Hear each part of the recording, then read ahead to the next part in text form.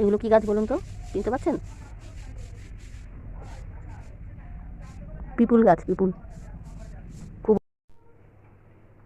এই যে গাছের একটা বেগুন হয়েছিল, তুলে মাছের ঝোলে দেব, কেটে নিলাম। পিপুল শাক ধুয়ে বেছে রেখেছিলাম, এবার টুকরো করে নেব একটু।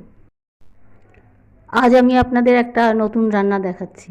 আমার একটু সর্দি লেগেছে, তাই বাগানের নিচের বাগান থেকে পিপুল শাক তুলে নিয়ে এসেছিলাম, সেটা দিয়ে মাছের ঝোল রান্না করে খাবো। মুখে একটু রুচিও আসবে আর সর্দি কাশিটা সেরে যাবে। কড়াইতে 2 চামচ তেল দিই।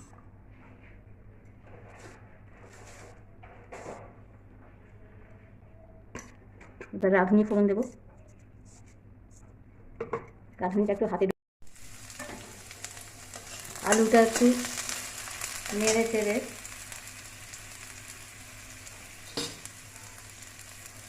এই 1 চামচ মতো লবণ দিয়ে দিলাম।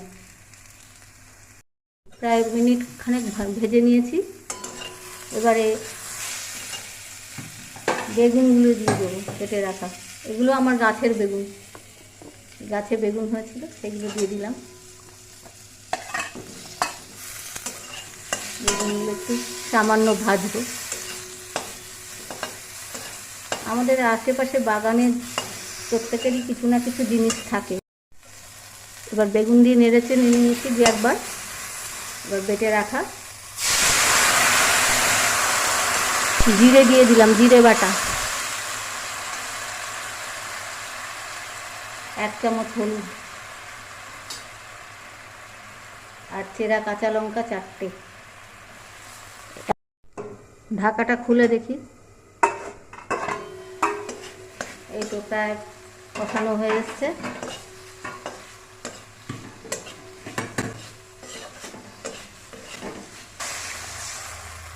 জলটা আগে থেকে গরম করে রেখেছিলাম।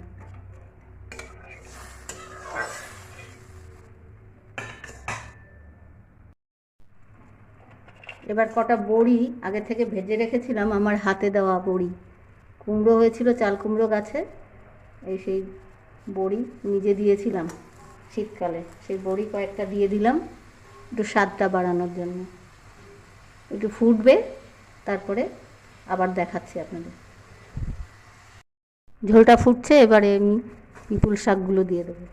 এই দেখুন কি সুন্দর ফ্রেশ পিপুল শাক।